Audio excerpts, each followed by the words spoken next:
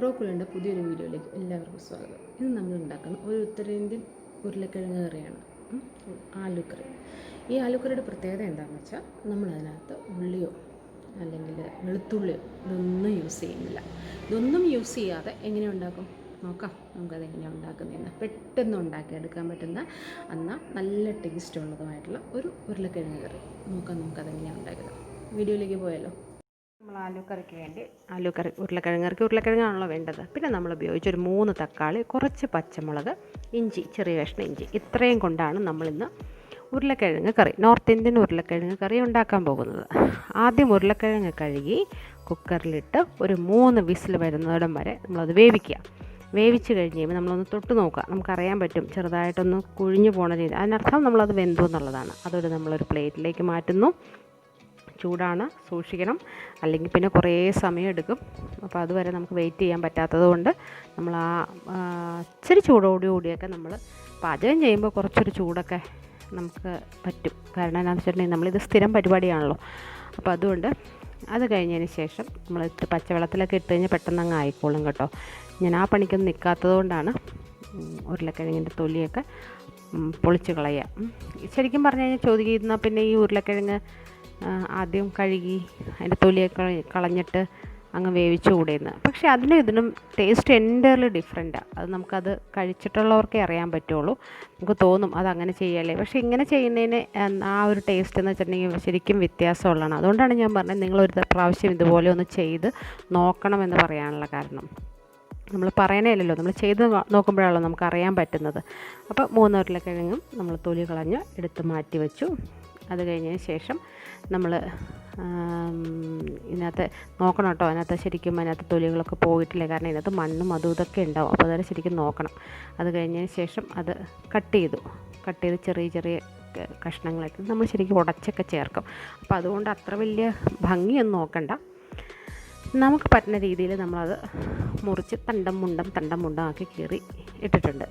പിന്നെ അതിനകത്തേക്ക് വേണ്ട മഞ്ഞൾപ്പൊടി, മല്ലിപ്പൊടി, മുളക് പൊടി, കാശ്മീരി മുളക് പൊടി, മറ്റേ മുളക് പൊടി, കുറച്ച് മസാലപ്പൊടി, മല്ലിപ്പൊടി, ഇത്രയാണ് നമ്മൾ ഉപയോഗിക്കുന്നത് കേട്ടോ. അപ്പോൾ ഇത്രയും നമ്മൾ എല്ലാ കറികളിലും ഉപയോഗിക്കുന്ന സാധനങ്ങളൊക്കെ തന്നെ.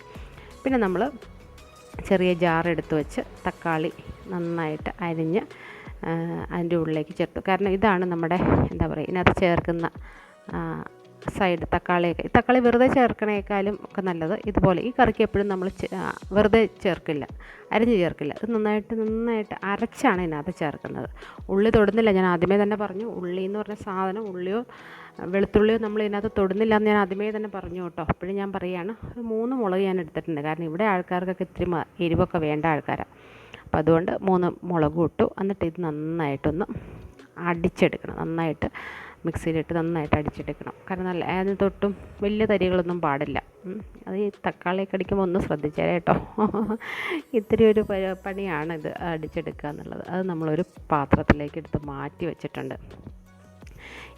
ഈ ഒരു ഇതാണ് നമ്മുടെ കറിക്ക് തിക്നെസ് കൊടുക്കുന്നത്. ഈ തക്കാളിയും പച്ചമുളകും ഇഞ്ചിയും അരച്ചിട്ടുള്ള ഈ ഒരു ഇതാണ് നമ്മുടെ കറിയുടെ ടേസ്റ്റും അതുപോലെ തന്നെ നമ്മുടെ കറിയുടെ തിക്നെസ്സും കൂട്ടാനും നമ്മൾ ഉപയോഗിക്കുന്നത്. വേറെ ഒന്നും നമ്മൾ ഉപയോഗിക്കുന്നില്ലോ. അടുത്തൊരു കുക്കർ എടുത്ത് വെച്ചു.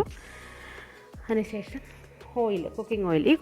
ഇതിനകത്ത് നമ്മൾ വെളിച്ചെണ്ണ ഉപയോഗിക്കാതിരിക്കുകയാണ് കേട്ടോ നല്ലത്. കാരണം ഇത് ഒരിക്കലും ഒരു നമ്മുടെ സൗത്ത് ഇന്ത്യൻ കറിയൊന്നുമല്ല, മലയാളിയുടെ കറിയൊന്നുമല്ല. അപ്പോൾ അതുകൊണ്ട് തന്നെ ഇതിന് സൺഫ്ലവർ ഓയിലായിരിക്കും ഞാൻ സജസ്റ്റ് ചെയ്യണത്. ഇനിയിപ്പോൾ നിങ്ങളുടെ കയ്യിൽ അതേ ഉള്ളൂ, അല്ലെങ്കിൽ നിങ്ങൾക്ക് അതിൻ്റെ ടേസ്റ്റേ ഇഷ്ടമുള്ളൂ എന്നുണ്ടെങ്കിൽ എനിക്കൊന്നും പറയാനില്ല. പിന്നെ നമ്മൾ കടുകിന് പകരം എന്താ ഇടുക? ജീരകം. അതവരുടെ എപ്പോഴും രീതിയാണ്. നമ്മൾ കടുകിടും, അവർ ജീരകം ഇട്ടു. ജീരകം നന്നായിട്ട് പൊട്ടുന്ന കഴിഞ്ഞ് കഴിയുമ്പോൾ നമ്മൾ അരച്ച് വെച്ച അരപ്പ് എന്തായിരുന്നു? തക്കാളിയും ഇഞ്ചിയും പച്ചമുളകും.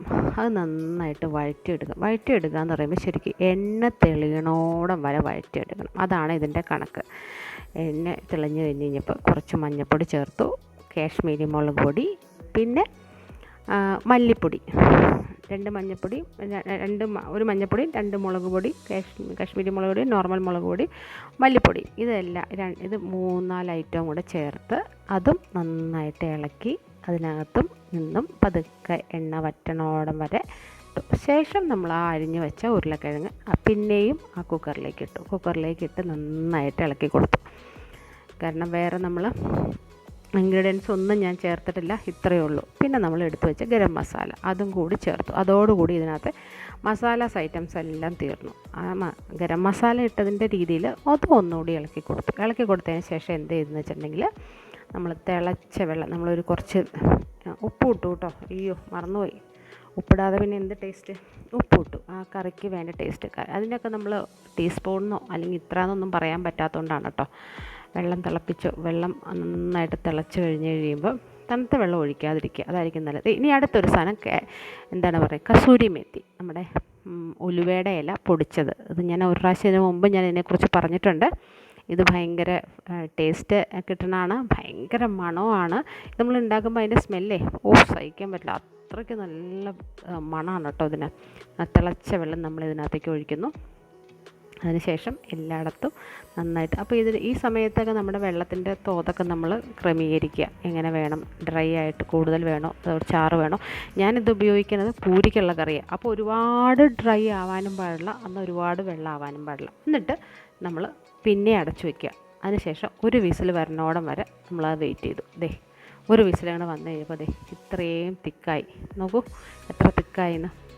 അപ്പോൾ നമ്മൾ ഇതുണ്ടോ നല്ല ഇതാണ്. അതിനുശേഷം കുറച്ച് മല്ലിയില, വീട്ടിലെ മല്ലിയിലയാണ്, അപ്പോൾ അതുകൊണ്ട് തന്നെ വളരെ ബുദ്ധിമുട്ടാണ്, അത്രേ എനിക്ക് കിട്ടിയുള്ളൂ. പിന്നെ കുറച്ച് ഇഞ്ചിയുടെ കഷ്ണം അരിഞ്ഞ് വെച്ചത് ബാലൻസ് ഉണ്ടായിരുന്നു, അതുകൊണ്ട് അതും കൂടി ഇട്ടു. ഒരു ഭംഗിക്ക് കിടന്നോട്ടെ. ഇതാണെന്നു എൻ്റെ പൂരിയുടെ കറി ഇന്നത്തെ. ഒരു പ്രാവശ്യം നിങ്ങളെല്ലാവരും ട്രൈ ചെയ്ത് നോക്കണം. നോർത്ത് ഇന്ത്യൻ പൂരി ആലു എന്ന് പറയുമ്പോൾ അവരുടെ ഏറ്റവും ഫേവറേറ്റ് ഫുഡാണ്. ഒരു പ്രാവശ്യം ഒന്ന് ട്രൈ ചെയ്ത് നോക്കണേ. നിങ്ങൾക്ക് ഈ വീഡിയോ ഇഷ്ടമായെങ്കിൽ ലൈക്ക് ചെയ്യുക, ഷെയർ ചെയ്യുക. അതുപോലെ എൻ്റെ ചാനൽ സബ്സ്ക്രൈബ് കൂടി ചെയ്യാൻ മറക്കല്ലേ.